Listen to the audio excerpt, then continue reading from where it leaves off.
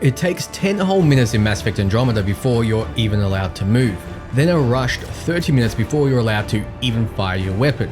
Compare that with Mass Effect 1's under 13 minutes even if you take your time talking to Jenkins, under 10 minutes for Mass Effect 2, and under 8 minutes for Mass Effect 3.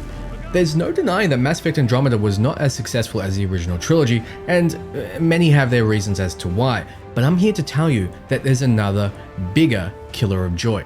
The real crime of Andromeda was the awful pacing, and through the magic of math, we're going to prove it.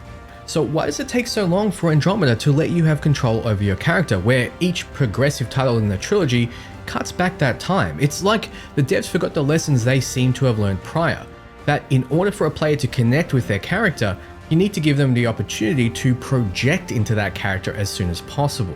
So what I've done is timed each of the titles by letting the cinematics play out and talking to each character we can talk to in order to get an accurate representation of the games. You'll be surprised what we find. So going back, it takes Andromeda around 10 minutes to hand you the keys to your own character after the hour or so you may have already spent at character creation. The problem is, at this point, the game has actually explained nothing essential.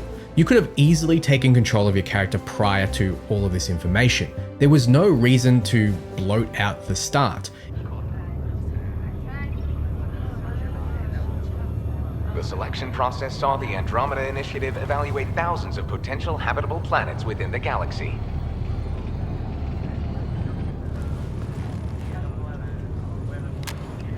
In comparison, it takes under 4 minutes for Mass Effect 1 to give you control. That's after it takes its time with epic music.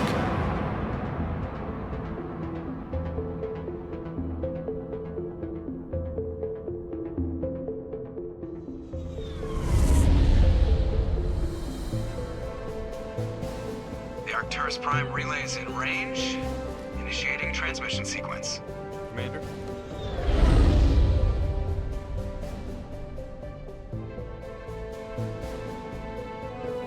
We are connected.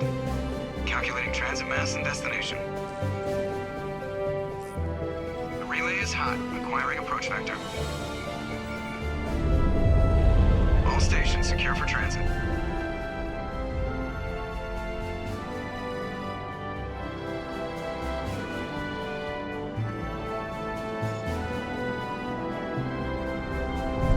It introduces a new universe that lets you talk to your crew. Mass Effect 1 doesn't try to explain everything up front. Instead, it focuses on your character and lets the lore fall into place around you. You don't know why you're on a ship looking out a window, you don't know what your mission is and why there's an alien with you. Brilliantly, the writers thought, hey, the player doesn't know what's happening and neither does Shepard. So we'll learn what we need to know together by asking questions and seeing it all play out organically. A lot of what you learn is introduced naturally at your own pace. A huge example is exploring the Citadel. Andromeda handles things very differently. The Citadel 2.0 in Andromeda doesn't act as a hub to learn more. In fact, the first time you arrive, over an hour and 15 minutes later, the lore is not handed to you organically and more questions are raised than answers are given. From smaller ones like how a Krogan female was a lead engineer on a project far more advanced than any of their scientists could handle, to why exactly the place is falling apart so badly without you. You don't walk around discovering things at your own pace. No, the game takes player agency away from you again and spews information at you like it's a villain monologuing while you're tied up and forced to listen. A little gift to our people from the Solarians thousands of years ago. That sterility virus they infected us with. Worse, Andromeda hands out most of its lore through codexes, something the original trilogy had but used in a supporting role. You click through and listen to the brilliantly voice-acted codex entries while sipping your coffee in order to find out more about a theme you were just introduced to. When the Solarians arrived, it was the Asari who proposed the establishment of the Citadel. 50,000 years ago, the Protheans were the only spacefaring species in the galaxy. In Andromeda, it's the primary method of learning anything. You only realize how brilliantly information was drip-fed in the trilogy when you compare it to a game that doesn't do it. The pacing of Andromeda is off not just for how long it takes to start anything meaningful, it's also off for how information is presented. The game stumbles around and gives you over 5 minutes of explanation as to what the Andromeda Initiative is before your character is even shown. But today, whatever our reasons, we take the first steps toward a new future for humanity. Compare that to Mass Effect 1, wherein your character is mentioned immediately after character creation. Well, what about Shepard? And only a short paragraph is presented to lead into the title of the game. Keep in mind, there's a lot more to explain in Mass Effect 1. You have dozens of new aliens, wars, history, new areas, and much more. Andromeda doesn't need to explain any of this because they're charting a completely unknown galaxy, or sector of that galaxy rather, yet only the trilogy shows restraint. Now here's my idea of an appropriate start. It would be your character waking up from cryo right after character creation to something having gone wrong.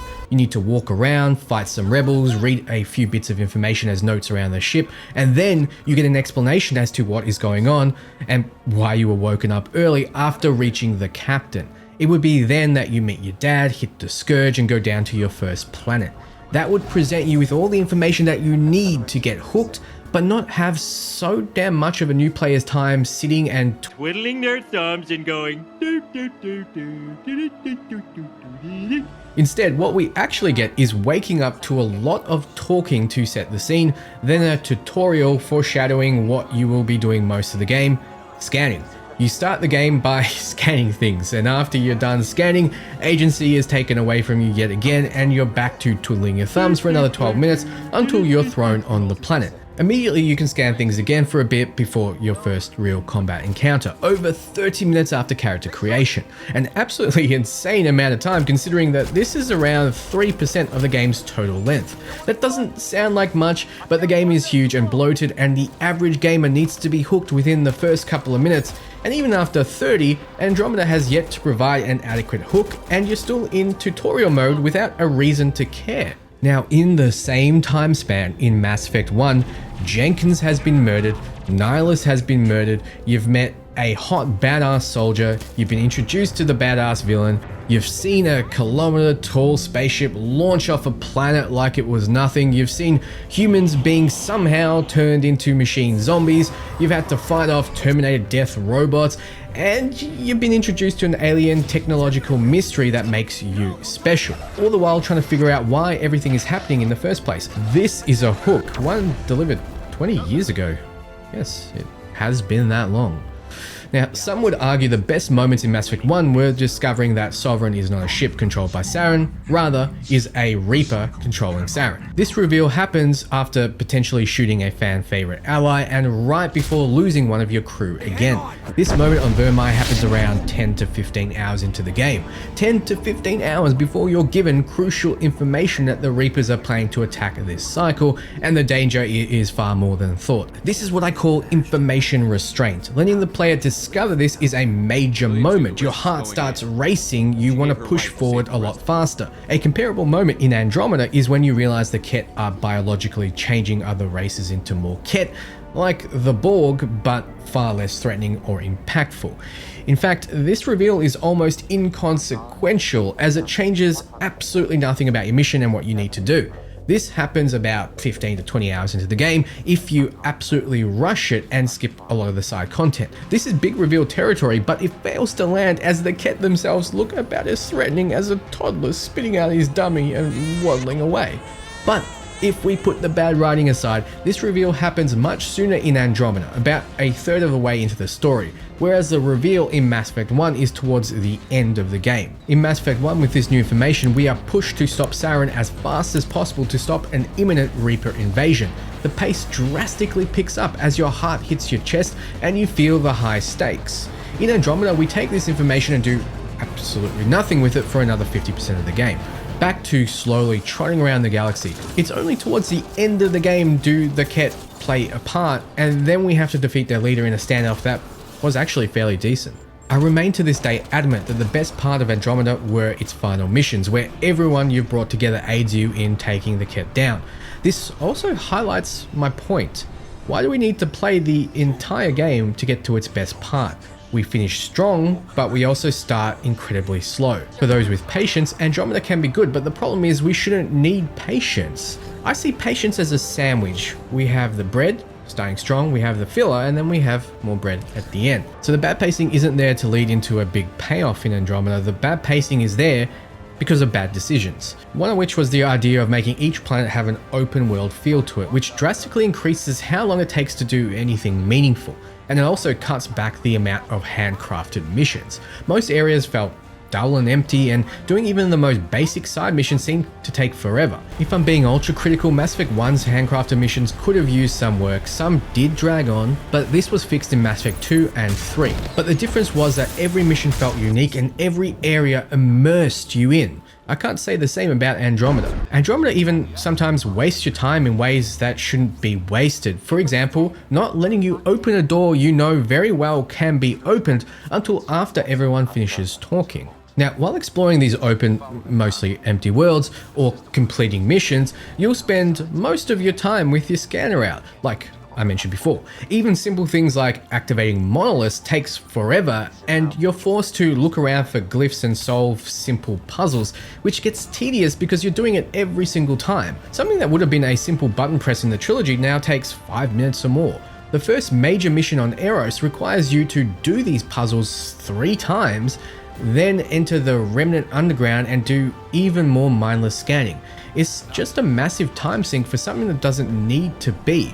Not to mention that if there is combat, it's yet again another hold the line sequence. So stepping back, when you finally get a chance to engage in combat, overall, the combat systems are good, your weapons and powers are great, and some argue that Andromeda's combat was an upgrade to Mass Effect 3's already strong systems. The combat itself isn't the problem, rather, its pacing is. You see, for some reason, in the open worlds, Andromeda uses the hold your position and deal with waves of enemies formula far too often.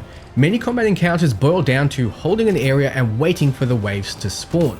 Your first combat encounter on Eros is a hold the line encounter against the Keth dropship, then your next right after is hold the line against the Remnant. Then after you solve your next puzzle, you're taking out Remnant and holding the line against more Keths. Later on, after scrubbing the atmosphere, you fight yet another hold the line to acquire Drax, in a conversation that feels so damn childish. That fight was fun.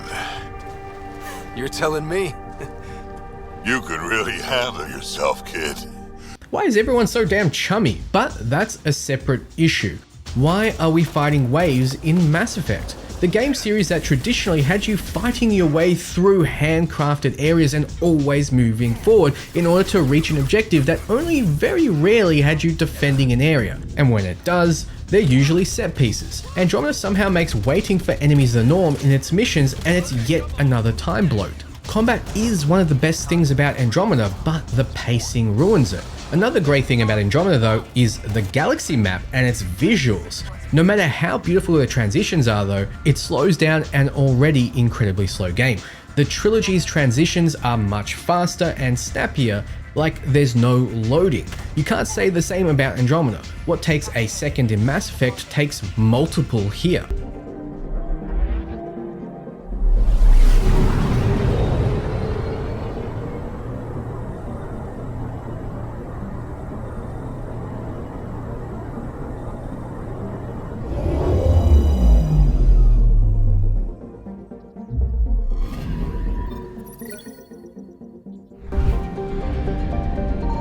I found something.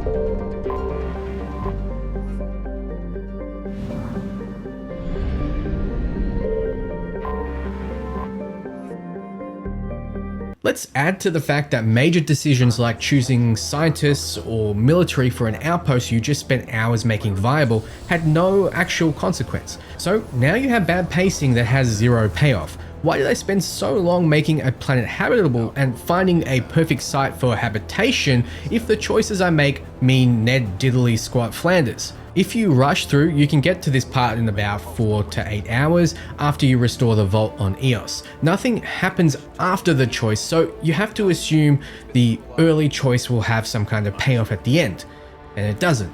My suspicion is that gaining AVP points were instead tied to your choice of science, military, or commerce outposts before they decided to pull the plug on that idea. Now you can just choose whatever upgrades you want, and that means that the choice of those outposts don't mean anything. You have to play anywhere from 25 to 70 plus hours or more to finish the game, only for decisions like outposts not to matter in the slightest. In the same time frame, you could release the Rachni Queen and find her again in Mass Effect 3, you could kill Rex, recruit Mordin, delete the cure data, sabotage the cure, and shoot Mordin with the same gun he originally gave you in Mass Effect 2, all in the same time frame. These are not exaggerations in the slightest. The whole journey feels far more stretched out and far less epic. Even the openings were different. Let's take a look at the opening Andromeda music.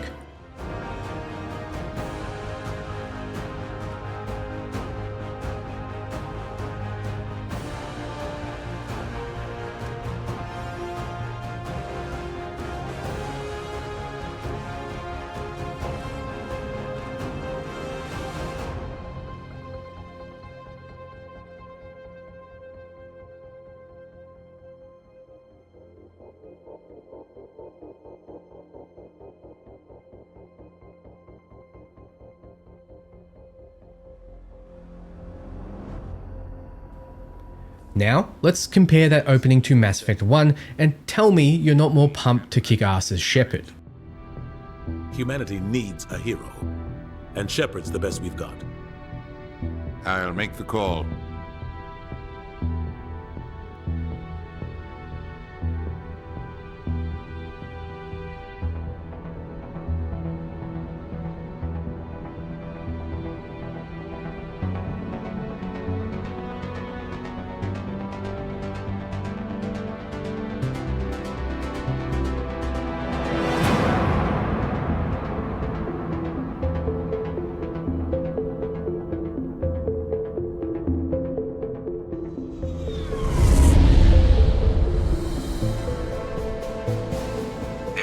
Prime relays. This is a lot to do with how long it took to get started, but as I've shown, it's an ongoing problem with Andromeda. So to conclude, every decision made in Andromeda's development, from how the game starts, to how information is introduced, to how combat functions, to exploration of the ground and map, are all designed unintentionally to waste your time. For a game with much weaker writing than the original trilogy, with characters that aren't as strong, with an overall weaker narrative, this horrible pacing is the primary reason why so many people struggle to get through Mass Effect Andromeda, let alone start it. So thanks for watching, and let me know below what you think. I'm keen to know if you agree, and if not, I'm keen to know why. So until next time, ciao friends.